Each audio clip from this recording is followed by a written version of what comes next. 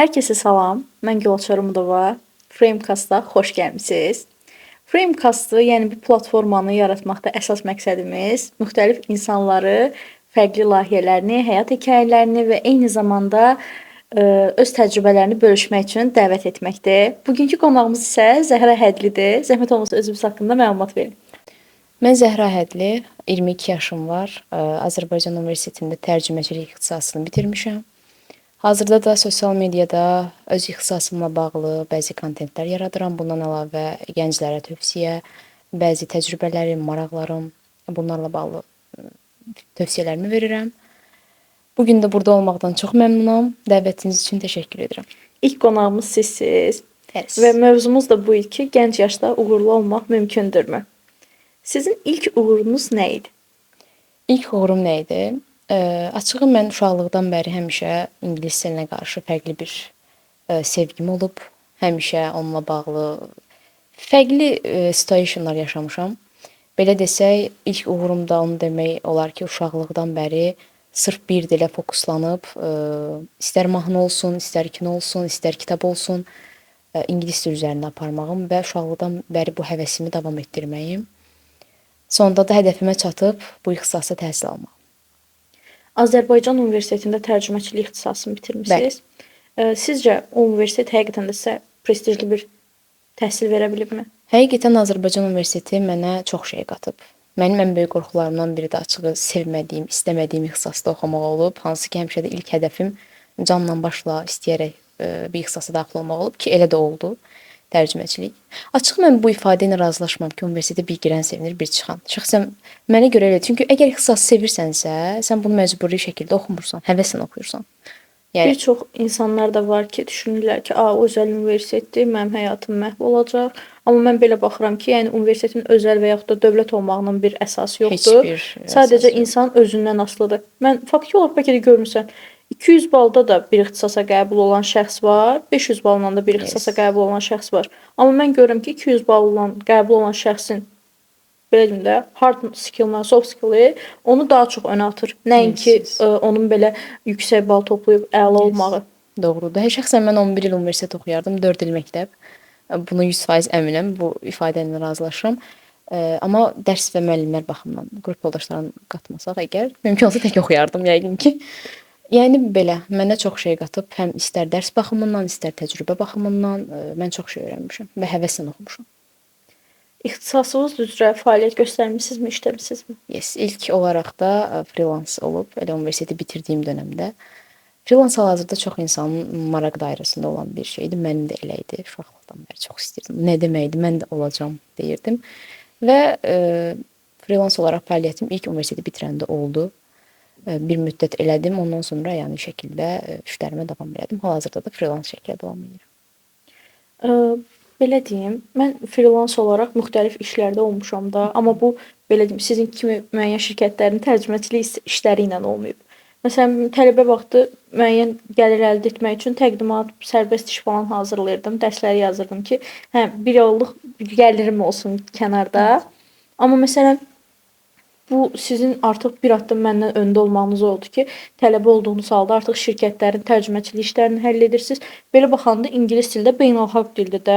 Onların 30-40 yaşında daha peşəkar birinə inanmayıb sizə güvənməsi də sizin bir uğurunuzdur. Məsələn, bunu necə əldə elədiniz? Həmin şirkətlərlə müraciət, CV-nizi mi bəyəndilər, yoxsa işinizi mi? Açığı mən deyim ki, mən heç bir şirkətə CV göndərməmişəm. Tərcüməçiliklə bağlı. Özünüz bilirsiniz ki, mən bir hesab açdım və orada öz fəaliyyətimi paylaşdım. İstər ixtisasım barəsində, istər məlumatlar verdim. Bu feedbacklər məni həqiqətən şoka saldı, çünki bu qədər pozitiv feedback gözləmirdim. Bir-iki dəfə də reklam üzərindən müraciətlər olmuşdu, amma belə ilk müraciət olma səbəbi məndə təcrübə, praktika keçdiyim yerdə Avrasiya Tərcümə Mərkəzində çox qapılar açdı mənə. Həqiqətən də təcrübə olaraq da mənə çox şey qatdı. Həyatımda böyük rol oynayan yerlərdən biridir. Belə desək, yəni CV atmadan da sizə müraciət oluna bilər. Tamamilə özünüzü, potensialınızı ortaya qoyub və bunu insanlara göstərməlisiniz. Yəni indiki gənclərin məncə ən böyük problemi də budur ki, özgüvən məsələsidir. Özünüz hal-hazırda bilirsiniz ki, mən gənclərlə işləyirəm. Bəli, bilirəm. Və gənclərlə işləyən bir mütəxəssis kimi deyə bilərəm ki, gənclərin indi məqsədi yoxdur. Amma məsələn, bugünkü gündə əgər uğurlu olmaq istəyirsənsə, sənin məqsədin olmalıdır. Belə desək, məsuliyyət və məqsəd yoxdursa, motivasiya da uzun çəkmir. Əlbəttə ki, mən məsələn, uşaqlıqdan bəri tək düşündüyüm şey nə idi? Kimisə xoşbəxt eləyim, qazancı əldə eləyim, əylənim və öz xoşbəxt olduğum işi görüm. Və bir nöqtədə təhsil aldığım müddət ərzində hər yerdə könüllü olduğum bütün layihələrdə və gördüm ki, aha, mən gəncləri sevirəm. Gənclərlə işləməyi sevirsiniz və bu Amma sizə motivasiya Bu verir. motivasiyanı 6 ayda mən okeyləşdim, amma sonra görürəm ki, bunun da çətin yanları var. Var, Və əlbəttə. sizin işdəki çətinlikləriniz olubmu? Əlbəttə olub. Bunun çox çətin yanları var. Yəni belə desək, qıraqdan asan görünə bilər və yaxud freelance deyəndə insanın ağlına asan bir situation gəlir. Amma elə deyil. Çox dəqiqlik tələb edən bir şeydir. Və kompüterin qarşısında oturub belə bir şey var ki, kateqoriya olaraq tibbi var, hüquqi tərcümə var. Bunlar bölünür deyə hər insanın bir sevdiyi və ona tutunduğu bir kateqoriya var. Məndə məsələn tibbi tərcümə olub. Bilmirəm niyə, mən tibbi tərcümələrini çox sevmişəm. İstəyərək də eləmişəm. Dublajlara gələndə isə dublaj tərcüməsi, hansı ki bir dublaj 7 saat alır.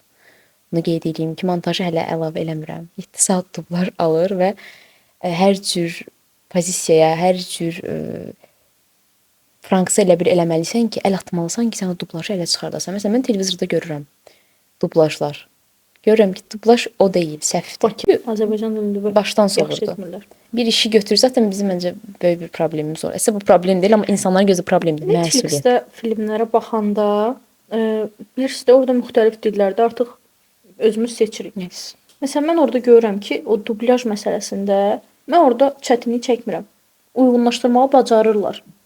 Hansı dildə olursa olsun, istər ingilis dilində. Bəzən özünüz də bilirsiniz də, rus dilində bir filmi də ingilis dilinə tərcümə edirlər, başqa cürdə.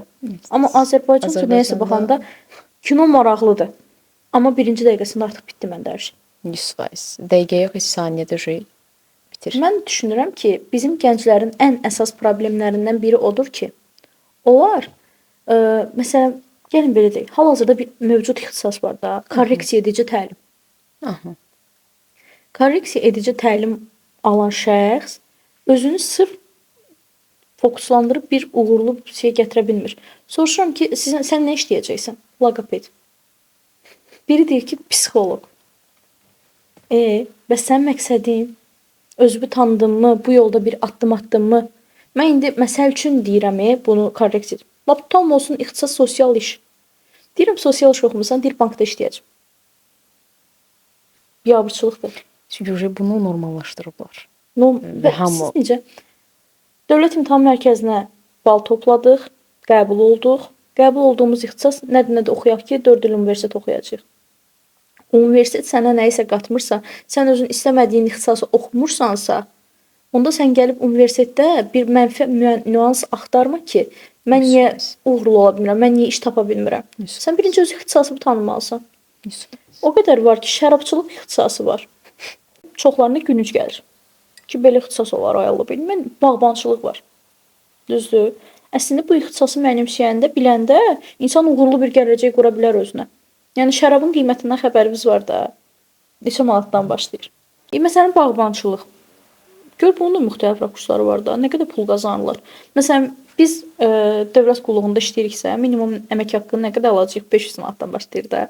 Müəyyən bir proseslərdən sonra əmək haqqı artır. Düzdür, 3000 də alan var. Amma məsələn, bağban artıq sənin əlində rəsmi bir ayda minimum 1500 min olduğu deməkdir. Amma o ixtisası sevən insan oxumayanda onu, o ixtisas əlbəttə ki 4 illik burs. Mən hətta insanlar tanıyıram ki, biabırçı situasiyada 4 il gedib heç bacarığı olmayan, istəmədiyi bir ixtisas oxuyur və tamam fərqli bir sahədə işləyir. Amma o sahəni istəyən, o sahə üzrə oxuyan, təhsil alan şəxs kənarda qalıb onu istəyir. 100%. Və bu ədalətsizlikdir. Çox. Bununla çox razılaşıram və qarşılaşmışam da. Şahid olmuşam. Çox pis bir situasiyadır. Heç kimə də açıq tövsiyə eləmirəm. Məsələn, çoxların mənə verdiyi bir sual var. Sən biznesin idarə edilməsi oxumusan da, gənclərlə niyə işləyirsən? Mən onlara izah edə bilmirəm ki, biznesin idarə edilməsi MBA-dir. Bu individual bir ixtisasdır. Mən müxtəlif yönümlü burada fəaliyyət göstərirəm. Mən belə deyim, marketinqlə də məşğulam, Instagramda paylaşım eləyirəm. Mən gedirəm gənclərlə işləyirəm, onları idarə eləyirəm, onlarla vaxt keçirdirəm. Gəlirəm, burada gördüyün kimi bir biznesdir də. Səninlə burada podkast aparıram, Framecast yaradıram, layihələr yaradıram. Mən öz işimi görürəm. Mən çünki o ixtisası sevirəm. Və onu mənimsəmişəm. Bəli, və bunu insanlara tanıtmaqdan da qürur duyursunuz. Bu həm insan yəni öz işini sevməlidir və Əlbəttə ki. tanıtmalıdır deyə düşünürəm. Məncə indiki gənclərin ən böyük problemi özgüvəndir və çox tez qaza gəlmələridir. Bundan əlavə də özlərini kimlənsə müqayisə etmələri.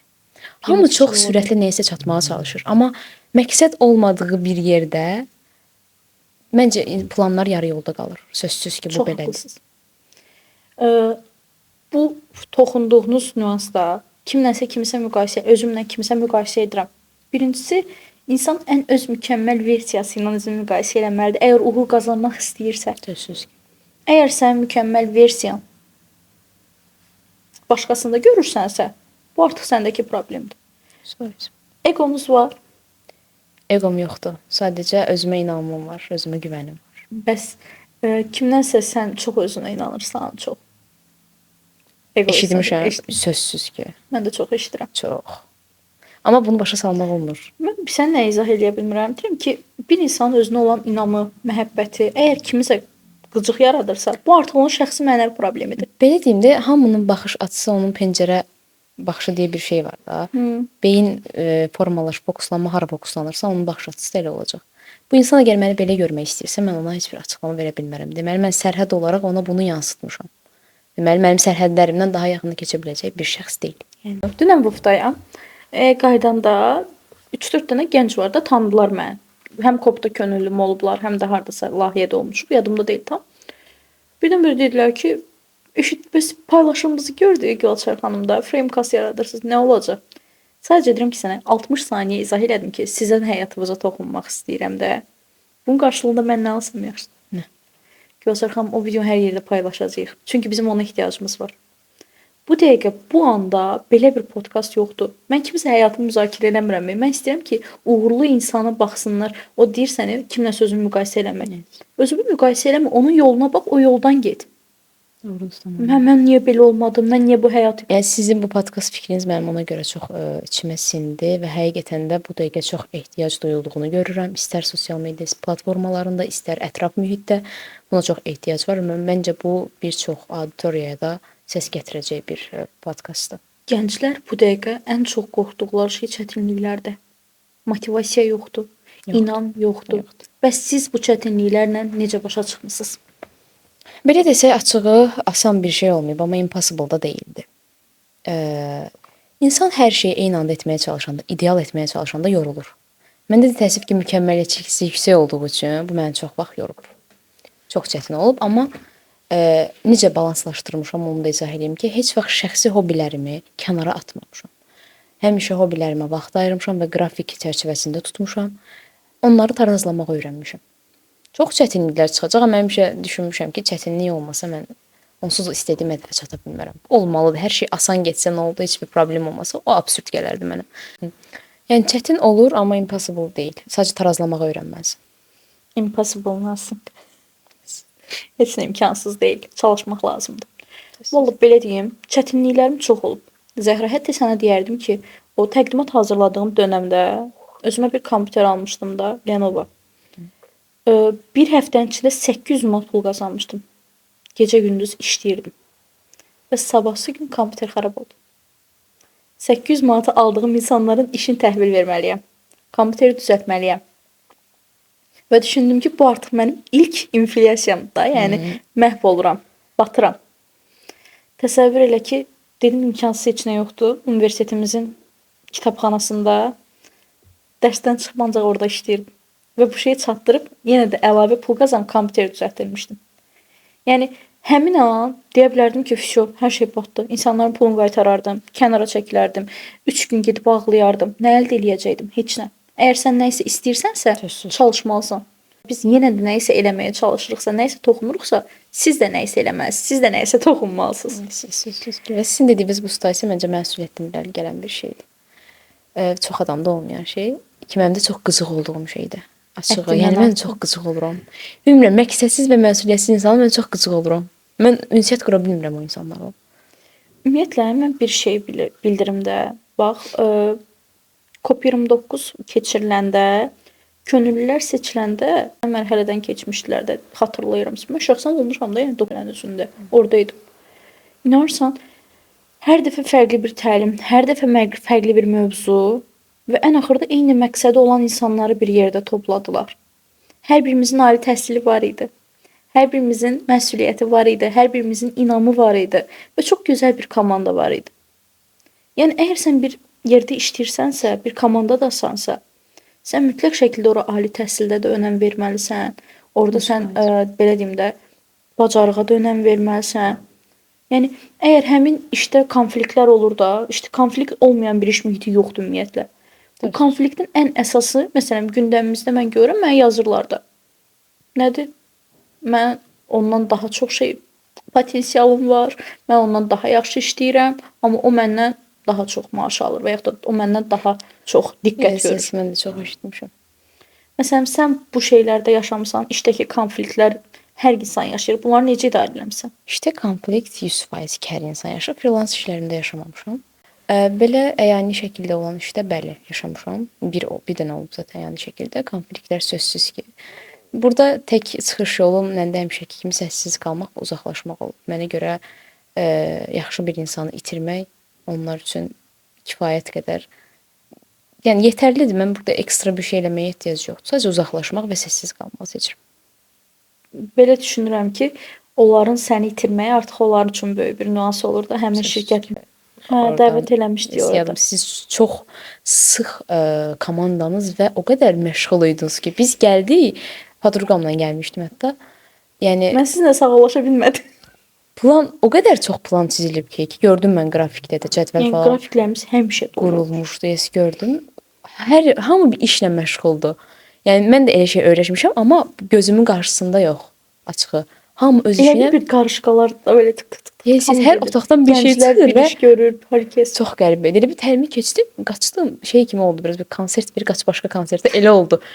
Hər bir otaqdan biri çıxır və hamı da öz işini görür məsuliyyətlə. Bu mən şəxsən hamı da gülər üz idi. Hamı da gülər üz idi. Bir də yorğunluqlarını da bildirmirdilər. Açıq mənə o da çox diqqətimi cəlb elədi. Sən də əgər bir işi ciddi və intizamlı görürsənsə, otaq təmiz olmalıdır, səliqəli olmalıdır.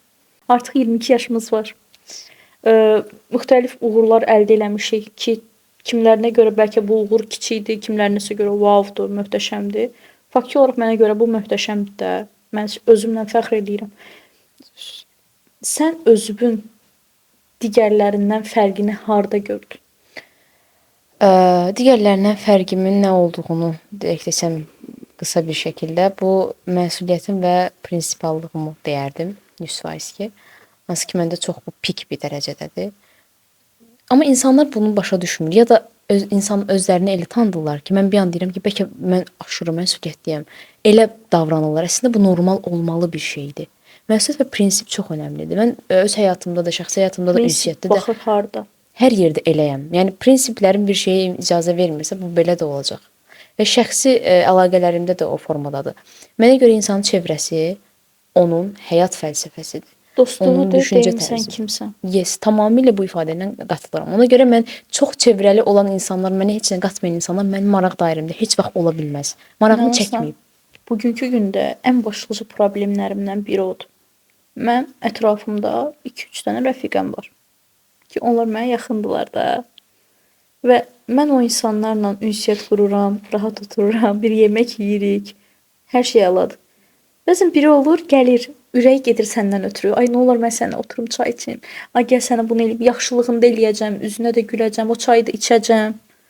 Amma mən ondan növbəti dəfə çay içmək istəyəcəm, bu artıq bir sualdır da. Əsas yenə sən heç olmasa o çayı içirsən, mən içmirəm. Konkret kəsirsən. 100%.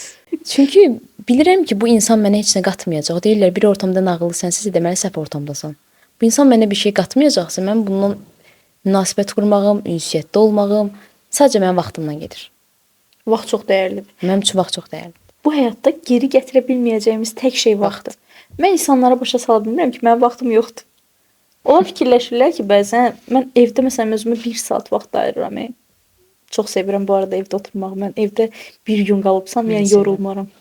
6 gün işləyərəm dayanmadan, amma bir gün mən evdə tək qalaram, bir KFC sifariş eləyərəm, oturaram onun dadını çıxardaram. Yəni o tərəfim var. Tək mahnıya qulaq Hə, asasın, hə. kot Bir dənə qəşəng Netflix-də filmimi açıram. Konkret süper. gedir yəni o gün. Kiçik yaşlardan vurğuladın ki, mənim üçün ingilis dili tamam bir fərqli dil idi. Mən tərcüməçiliyə çox önəm verirdim. Hər şey məndə əla idi. Yes. Okay. Bəs yaxşı. Kiçik yaşlarda bu podkastda oturacağıq. Xəyal eləmişdim.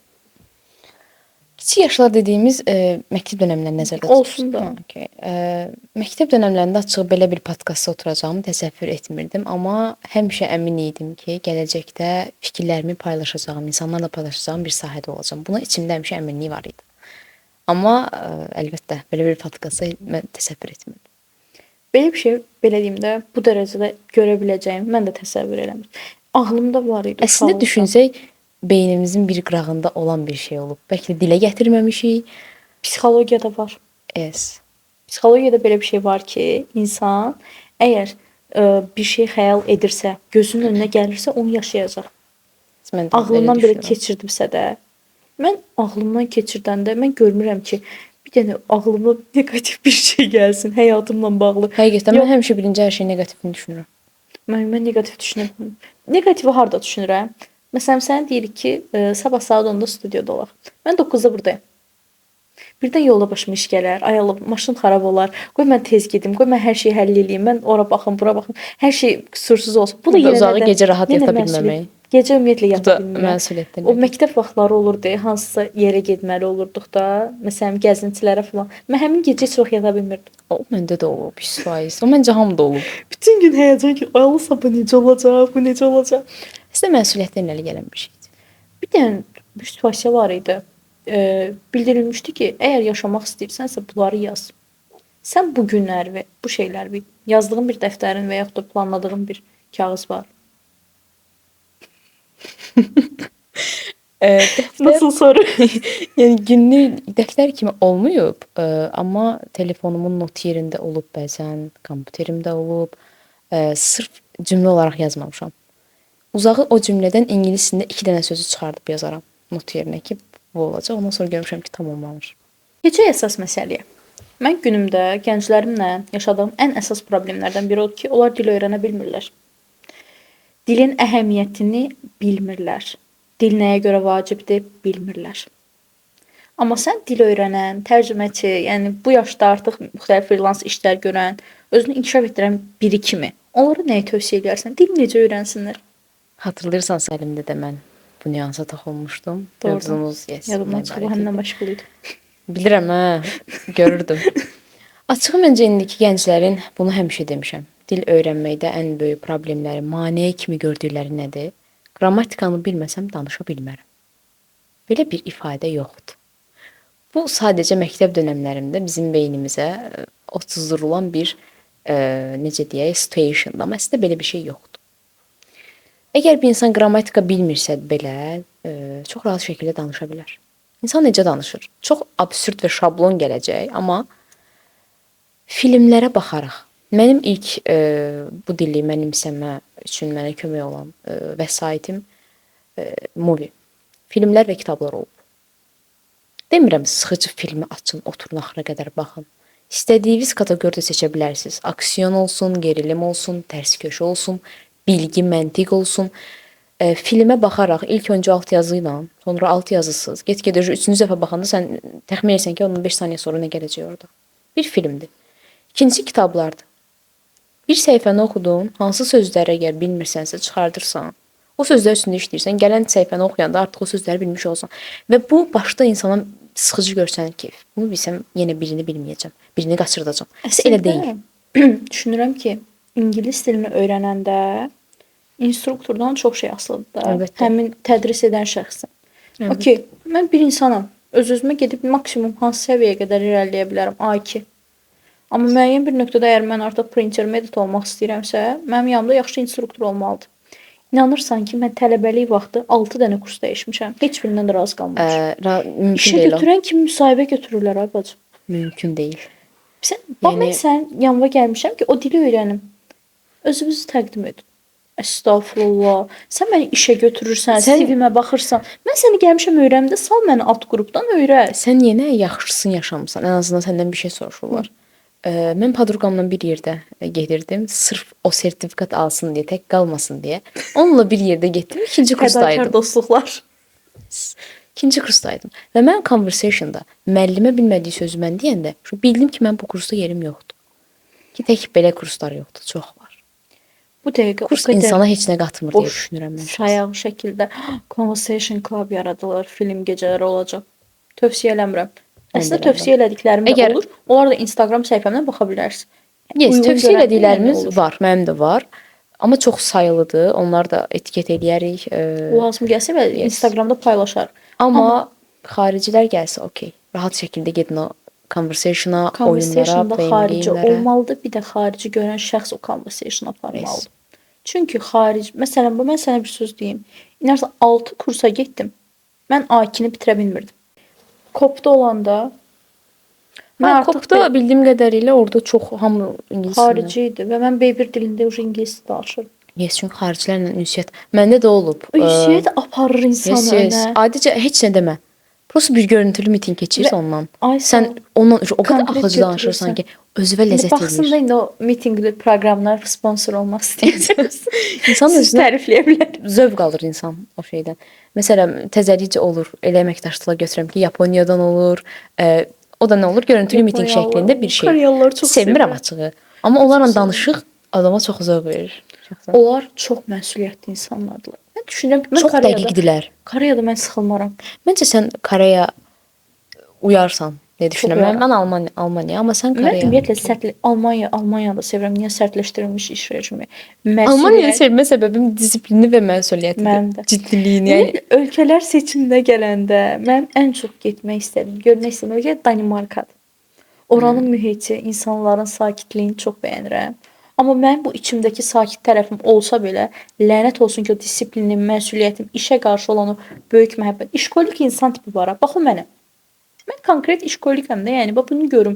İnərsən mən mentor fəaliyyətimdə var axı, gənclərə xüsusi dəstək göstərirəm də fərdi olaraq. Amma ki mən görürəm ki, mən müraciət edirlər. Əsas problem özünə inamsızlıqdır. 100%. Bəzən belə deyim, mən çox yaxşı başa düşürəm də, insanlar özünü dəyişmək istəyir. Gənclər özünü Olduğu dəyişmək kimi istəyir. davranmırlar.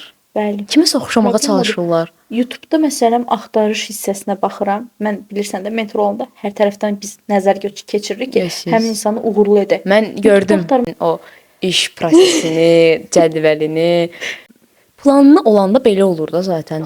Plan çox həyatdakı önəmlidir. ən Plan məqsəd vacib yoxdursa şeydir. motivasiya uzun çəkmir. Əgər planlı deyilsənsə, sən heç vaxt uğur əldə edə bilməyəcəksən. Yarı yolda qalacaqsan. Bəli. Mən baxıram ki, qızın YouTube-dakı axtarma hissəsinə, arama listəsinə. Ha, research edirsən? Hə, search edirəm, görürəm orada nə yazılıb. Hayatımı değişiyorum birinci gün. Qurban olum sənə. I see it. Görmüşəm. Amma bilmirəm, Deyirəm ondan ki- mı söhbət gedir yoxsa? Yox, deyirəm ki, bax, kimsə həyatını dəyişir. Okay. Bu sənə real nümunədir. İzləyirsən ki, bu necə həyatını dəyişir. Onun həyatı ilə sənin həyatın birdir. Onun yaşadığı ölkə ilə sənin yaşadığın ölkə birdir. Plus bunu türkçə axtarırlar. Azərbaycanda da bu nədən yoxdur axı? Sən Azərbaycanda bir dənə normal bir dənə YouTube aparan insan tanıyırsan. Yox.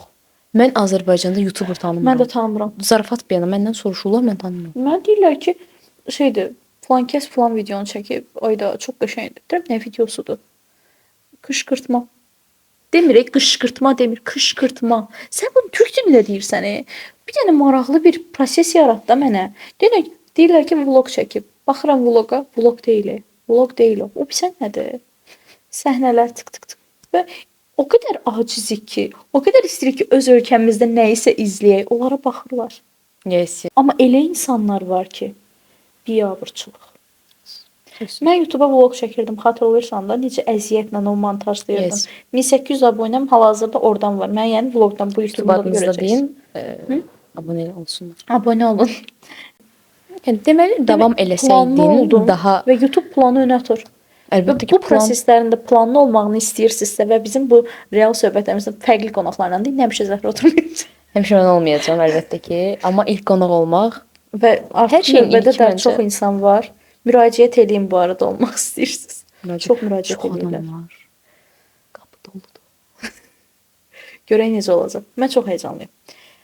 Zəhra, sualıma hazırsan? Hazıram, hazıram. Həyəcanlıydım, indi hazıram. Şeydə, O səndən asılı bir şeydir yəni əslində, əlbəttə həqiqətən. ki. O səndən o rahatçılığı gördün deyə mən belə Narahat olmağa Qanda. ehtiyac yoxdur özümdəyəm. Uğur sənin üçün nə deməkdir? Pul, tanınmaq, yoxsa Zəhra Hədli? Zəhra Hədli. Belə desək, uğur mənim üçün daxili rahatlıqdır. Pul və tanınmaq əlbəttə yaxşıdır. Amma gecə rahat yata bilmirsənsə, onların çox da bir mənası qalmır açıq. Mənə görə uğur odur ki, öz işində məsuliyyətli olasan, insanlar sənə etibar etsin və öz işini biləsən, işinə güvənəsən. Əgər bir insan işinə güvənmirsə, albomla yarı yolda qalacaq. Gəncləri yıxan ən əsas anlayış bilirsən nədir? Bunu dayı var. Yes. Bunun anası atası bunu qabağa aparır. Yes. Ailəni bu qədər stimul görməyin. Çünki gündə əgər mən özümə inanıramsa, özümü sevirəmsə, burada başlıca qüvvə kimdir? Anam və atam da. Əlbəttə. Onlar mənə bu eqonu, bu sevgini, bu məhəbbəti ötürüblər ki, mən nə isə edə bilirəm. Bəs sizdə də belədir də. Sözsüz ki. Yəni atam mən nəyə qədər nə istəmişəmsə, sən buna layiqsən, bacaracaqsan. 100%. Nə istəyirsən o da olmalıdır. Sən Dəstək mənim qızım. qızımsan, başa düşdün? Bu nədir? Eqodur. Bir tərəfdən birdən fikirləşirəm ki, gənclərlə işləyəndən sonra vəbşey ailəsi olmayan gənclər də var. Anası olub, atası olmayan, anasının atasının müəyyən problemlərini də görən ki, hər bir ailədə də problem var, hər bir işdə konfliktin olduğu kimi də. Və bu proseslərdə gənclər bəzən deyirlər ki, mənim ailə prosesimdə bir problem varsa, mən heç nəyi bacara bilməyəcəm. Yəni mənim anamla atam əgər yola getməyiblərsə, tam ki boşanıblarsa, mən onda heç nə əldə edə bilmərəm. Başa Səhv düşmürlər düşüncədir. ki, ay insan bu normal bir şeydir. İnsanlar həyatlarını ayıra bilərlər. Sən özünə bax, sən gör nə edə bilərsən. Əlbəttə, hamının həyat tərzi eyni olacaq deyə Və bir şey yaxud da ki, yoxdur. sənin atan tam ki Allah iraq-iraq eləsin. Erkən yaşda rəhmətə gedibsə, sən həyatdan küsüb oturub kənarda oturmamalısan ki. Hamımız gedirik də, hamımız bu torpağa vəda eləyəcəyik, hamımız bu dünyaya sağ ol deyəcəyik. Sənin yaşadığın taley, cizgi, qismət budursa, sən bu yoldan getməlisən, əlivi içindən çəkməməlisən. Qəti şəkildə qorxmamalısan. Bax, bəzən sənə bir söz deyim, o Instagramda da reelslar var, deyir, işdəki kiçik problemi, adi bir problemi dünya savaşı kimi görürəm. Yes. Və bu bütün psixologiyaya Elə görürsüz, zərər. Güləçar xanım. Qəti şəkildə görmürəm. Məncə İşdə olan vecinizdə işdə də qaldı. deyil. Elədir məndə. 100%. Məncə də 6-dan işdə sonra olan bağlandı işdə söhbət. Nə oldu mənə nə? Əgər siz də uğurlu olmaq istəyirsinizsə, heç vaxt özünüzü başqasına danışmayın. Və ən əsas məsələ ailəni üstün tutmaq Hədəflərinizi də heç kimə danışmayın. Çünki sizi alqışlayırlar, amma üzdə alqışlayırlar. Olur və yaxşı bir şey danışırsan ki, filan şeyi eləmək məsələn var da, demirəm məhv olur. Bu podkastı kiməsə demişdi? Şəxsən mən deməmişdim. Mən də deməmişdim. Bir dənə şəkil paylaşmışdıq ortaq O şəkildə. da O da yəni olmalıydı. zaten tarix 26 may idi deməmişdik. Bu tarixdə çəkəcəyik. Bulan yeri Belə danışmışam, olacaq, bu yox. yox idi. Anamın ad günündə paylaşacaqsan bu arada 26 mayda çox sağ ol. Bu arada tarixin də gözəlliyi şakam 26.05.2020. Yəni belə bir tarixdə Bilərək seçmisiniz, videomuz var. Güləçar xanım. Hı? Bilərək. Əlbəttə ki. Və o vaxta qədər montaj olunmalı. Yatmayacaq. Yoxdur. Bu qədər şey. Yəni düşünürəm ki, çox yerdə kəsməyə ehtiyac yoxdur, çünki çox axıcı gedir söhbətimiz. Yəni həqiqətən indidən deyirəm bura gələnlərə, hazır olun çünki elə biləcəksiniz ki, çox sıxılacaqsınız, amma yox, çox relax. Rahat olun. Sıra olmağına baxmayaraq qısa kəsmir bütün cümlələri necə varsa, necə hazırlayıbsa spontan şəkildə direkt deyir. Hazırlaşın yəni. Buyurun. Buyururam. Ümumiyyətlə rəfiqə seçimində yanıldığın olur. Of course. Mənim də. Biabırçı. Yəni heç mənə yaraşmır. Sən necə? Amma özümü günahlandırmıram çünki bu seçim mən eləmişəm. Ay sağ ol. Mənim günahımdır yəni. Mən ona Heç kimi görə günahlandırmıram. çox takmamışam. Demişəm, mən səhv adam bilmişəm də, adam saymışam. Dediyim kimi, uzaqlaşmaq, sakitdə qalmaq. Sən bu şərtin yaxşıdır. Sən sakitdə qalırsan, uzaqlaşdın, uzaqlaşmırayacam. Mən dibinə qədər gedəcəm. Sən kim sən idin? şeylərdənsən, dibinə qədər Ay, pik sağ ol. nöqtəyə gedəcəksən, Bəzən- axırda qələbəni qazanana qədər. Bəzən- Mən də qələbə qazanıb gedənəm. Mən o qələbəni onlara tadını çıxardıraram. Həzə başa düşdüm. Anladım. Bəs bir psixologiya var ya, bilirsən, stəkan deyir burdadır, qırıldı düşdü yerə. Qırıldı düşdü də sən deyir baxma niyə o stəkan oradaydı, niyə mənim ona qolum dəydi. Qırılıb gedib at onu zibilə. Mən amma Sən araşdıracaqsan yox, içinə qədər. birinci deyəcəm ki, o stəkan niyə qırılır? Mən o sual, bu mənim psixologiyamda olan problem deyil, Zəhra. Bu sən Bu nədir? problem deyil. Bu Bu sən nədir? əksinə. Mən növbəti dəfə o stəkanı ora qoymamalıyam. Bilməliyəm necə stəkan almalıyam. Mən bilməliyəm ki, o stəkan mənə nə fayda verəcək. Sözsüz ki, ikinci şans verənlərdənsən. Elə stəkan var. İkinci yox. Heç vaxt. İkinci şans vermək dəxlisizlikdir. İkinci şans Bir şey vermək qırılsa mənə qırıldı görə da. başqa gələcəklərə hazır olmalısan. Çünki bunu sən vermisən. Plus da ki, hər stəkan yıxılanda qırılır. Yox. Şu da bu nə cür bir fəlsəfə ola bilər? Mənə çatmır. O qədər stəkan. Mən stəkanı səhv seçmisən. Yəni ona görə deyirəm də, bəs o stəkanı araşdırmaq lazım. Hə, sən o araşdıranlardansan, research edənlərdən. Və mən ümumiyyətlə belə deyim ki, mənim həyatımda hal-hazırdakı aktiv 2 rəfiqəm, mən elə günlər olur ki, biz 1 ay görüşmürük. Bilirsən, vaxt olmur bu çox da. önəmlidir. Amma Aylarca mən onunla görüşmə, bağım itmir. amma görüşəndə eyni səmimiyyətlə davam elə. Ay o insan ümumiyyətlə mən görürəm. Mən bir sənə hər gün görüşən insanlardan mən sıxılıram. Mənə çox qəribə gəlir ki, hər gün görüşmək lazımdır, görməliyəm, hər gün görməliyəm. Nətər yəni? Şəxsən insanlar necə bu qədər sosial insanamı, amma bu dərəcədə də yox. Mən sosial hər gün insan bir deyiləm. adamla görüşmək. Məncə insanlar səni nə qədər az görürsə, o qədər çox hörmət eləyir. belə Mən deyim bu də, yandayam. şəxsi Belə həyatımdakı sosiallığım yoxdur.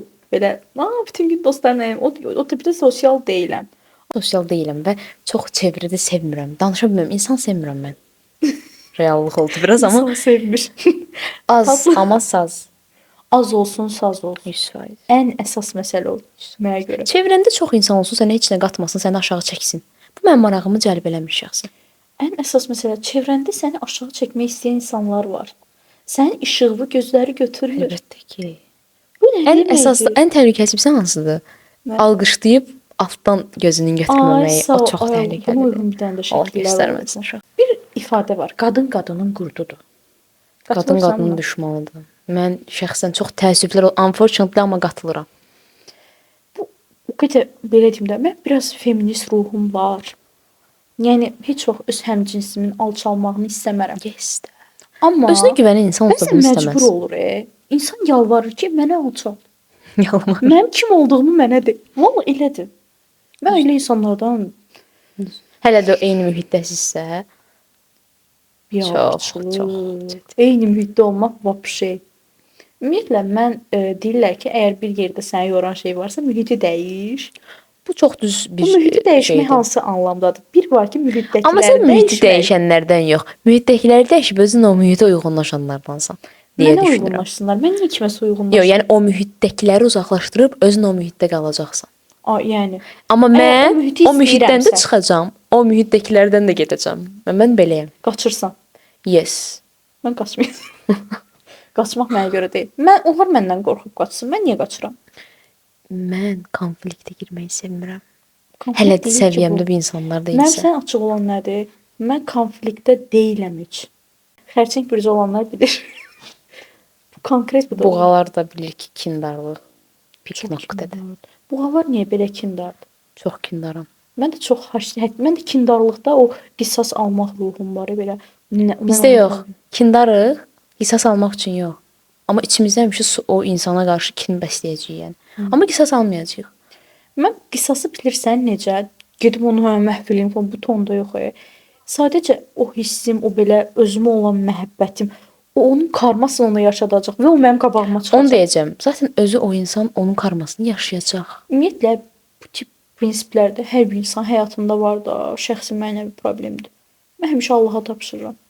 Ona sığınıram. Yes, sir. Ən məntiqlisi odur. Və görürəm ki, faydası da var. Mən inanırsan, təcrübə vaxtı təcrübədən keçirdim. Bir müəssisə adını çəkmirəm. Müraciət etmişdim HR-lıqdan təcrübə proqramına da. Və mənə dedilər ki, sizin ixtisasınız buna uyğun deyil. Ay vətəndaş, mənim ixtisasım biznesin idarə edilməsidir. Bu insan resursları ilə necə uyğun olmasın? Və çox belə axıra qədər getdim. Deyirəm axı qaçmıram. Ora gedəcəm axıra qədər. Və gördüm ki, dirəşənlərdə. dizayn ixtisasını bitirən şəxsi insan resurslarına, təcrübə proqramına götürürlər. Amma mənə deyirlər ki, sənin ixtisasın buna uyğun deyil. Məndə tapdıqları səhv budur.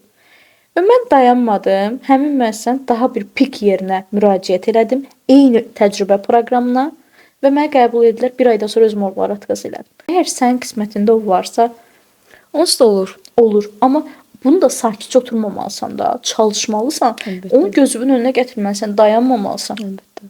Və bir səhvi ikinci dəfə eləməməlisən. Yəni o ən əsas məsələ. Mən ümumiyyətlə səhvlər edilməmək üçün var. Məncə, yəni mən kaşki sözündən heç xoşum gəlmir. Mən Bəlkə peşman də olmağı zəhləm gedir. Mən peşman olmağı sevən insan deyiləm. Ya xoşum gəlmir. Olmamışam da. Seçimlərindən başqa. Bəzi seçimlərindən başqa. Belə bəlkədən xoşun gəlmir. Belə deyəndə ki, mən qəbullanmışam ki, sonrakı peşmançılığa heç vaxt fayda vermir. Yes. Ona görə də yəni peşman olmayın. Yaşamalıydınız. Yes. Səhv çox gözəl bir şey. Mən səhvləri sevirəm. Səhv çox gözəl bir şey deyil. Çox gözəl. Sən o səhvi görürsən və artıq onu eləmirsən. Artıq Onsuz təcrübəlisən. təzədən onu eləyən insanın beynindən şübhə eləmək lazımdır. Elə Amma insanlar var. əlbəttə ki, var. İşte onlardan Bugünə uzaqlaşmaq qədər lazımdır. Gənc yaşda uğurlu olmağın imkanlarından danışırıq da. Hansısa bir gəncə dəstək olmusunuz, kömək eləmisiniz, amma o sizi yanıldıb. Yes. Necə hiss idi Zəhra? Çox məlumat verməyəcəm adı barəsində falan. O heç də yenə də necə bir hiss idi? Darma duman bu qədər yaxşı deyərlər. başa düşürəm ki, sən. Yəni Amma bir söz deyim, bəzən heç insanın gözləmədiyi bir tərəfdən ona zərbə gələndə o bir sarsılıram. Yerimdə mən sarsılıram. qəddarlaşıram. Yox, bir sarsılıram. Ondan sonra çox həddindən artıq bir Ekstra güclü olur. dağ oluram da. Yəni Yes. gəl yıx görüm yıxa Mən biləcəksən. qəddarlaşıram, bunu soyuram. Amma heç nə də demirəm. Kobudluğum var. Əgər bir insandan mənə səhv eləyibsə, bir şeyi sevmədiyim təqdirdə də bilə-bilə, dünyanın ən narsist insanı ola bilirəm. Narsist. Elə deyirlər. İnanmıram açıq, amma elə deyirlər. Mən kobud deyirlər. Kobud. Əslində çox gülərüz səmimi Mən görməmişəm. da. Yəni Açığı. mən bilirsən harda kobud deyirlər. Hansı ki mən onların istədiyi şəxs olmayanda. Zaten o olmayanda Hamıya səni kamera aşağı kobud çəkməyə gələcək. çalışacaqlar və olmayan şeyləri sənə deyəcəklər. Yəni. Bu reallıqdır. Bu gördüyümüz situasiyadır. Və bir də belə deyək, artıq sonlandıraqda da bir neçə saat da danışırıq burada. Onlarda kəsərik İzləyənlər əsas var. yerlər falan. Zəhra, özünü Yes. inkişaf etdirməyən gənclərimizə tövsiyələrin nələrdir? Özünü inkişaf etdirmək istəyən gənclərimizə tövsiyələrim, hər şeyi eyni anda etməyə çalışmayın. Kiçik addımlarla başlayın, amma davamlı olun, heç vaxt dayanmayın. Və özünüzü hansı sahədə görürsünüzsə, o sahədən davam edin. Çünki bu elə bir prosesdir ki, şəxsi verəcəyiniz qərarda özünüzə bu baxımdan güvənməlisiniz mütləq. İnafdır. Mənim tövsiyələrim isə o olar ki, daim planlı olun O 100%. və istədiyiniz işlə məşğul olun. Bugünkü Framecast bitdi. Növbəti qonağımız kimdir? Kim olacaq? İzləmədə qalın. Açığı Müraciət edənlər çoxdur deyə mən də bilmirəm kim olacaq, kimi seçəcəm. Açığı ilk podkastın qonağı olmaqdan məmnun duyuram. Mən də sənin olduqca. olmağından çox xoşbəxtəm. Dəvətiniz üçün çox təşəkkür edirəm. Buyurun. Ümid edirəm ki, bu podkast böyük auditoriyalara çatacaq və mən də ilk qonaq kimi başlarda izləyib zövq alacağam. Və həqiqətən də əgər izləmə falan çox olsa, düşünürəm ki, davamlı olacaq. Hər həftə ən azı bir qonağı düşünmüşəm. Gözləyəcəm geri dönüşləri. Bəli. Prosta indi müraciət edənlər çoxdur və siz də şərhlərdə yazın görək hansı mövzu, hansı biznesmen, hansı layihə rəhbəri sizə maraqlıdır. Məncə o qədər temalara girdik ki, yazacaqlar part 2 gəlsin. Mən olmayacağam, başqası olacaq. Bunu nəzərə alın. Bəlkə səndən istədilər part 2. Onu deyirəm də part 2 siz. Baxın da indi bu da sizin öz şəxsi qərarınızdır. Biz onu dəyişə bilmərik. Şərhlərdə danışarıq. Bu günlük bu qədər. Sağ olun, salamat qalın. İzləyin və like atın. Hələlik. Bay bay. Framecast gel sen de özün takdim et. Sen de gel müşahede et.